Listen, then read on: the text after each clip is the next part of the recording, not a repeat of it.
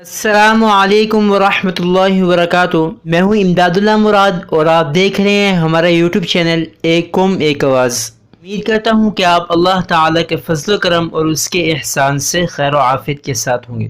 عزیز ناظرین کرام، آج کی اس ویڈیو کے اندر ہم بات کریں گے کہ ہم نے پاکستان کیوں بنایا اور قائد اعظم محمد علی جناح اور مسلمانان بر صغیر سیکولر پاکستان بنانا چاہتے تھے یا اسلامی پاکستان بنانا چاہتے تھے۔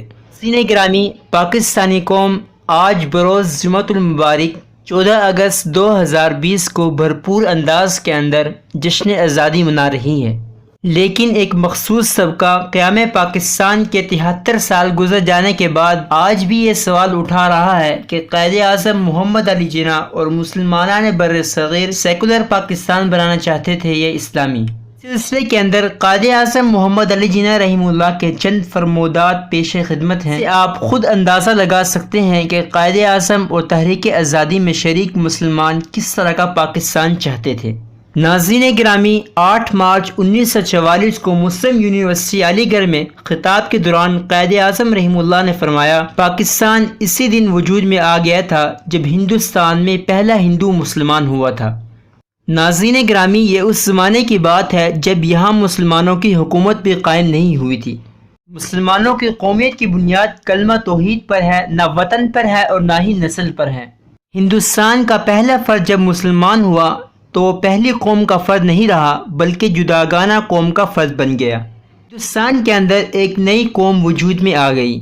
ناظرین گرامی، 14 فروری 1947 کو شاہ دربار سبی بلوچستان میں قائد اعظم نے اپنی تقریر کے دوران فرمایا، میرا ایمان ہے کہ ہماری نجات اس اسوہ حسنہ پر چلنے میں ہے جو ہمیں قانون عطا کرنے والے پیغمبر اسلام صلی اللہ علیہ وسلم نے ہمارے لیے بنایا ہے۔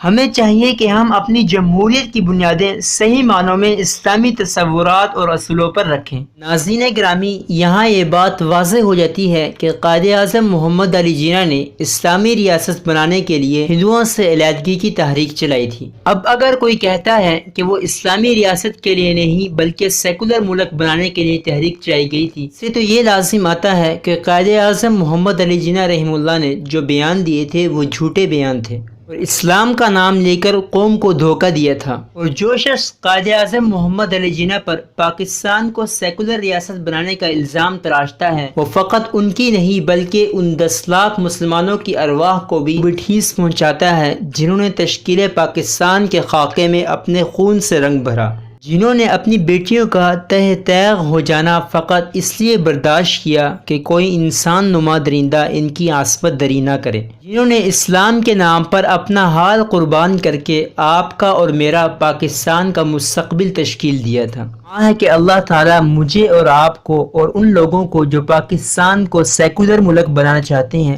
پاکستان کا مطلب سمجھنے کی توفیق عطا فرمائے۔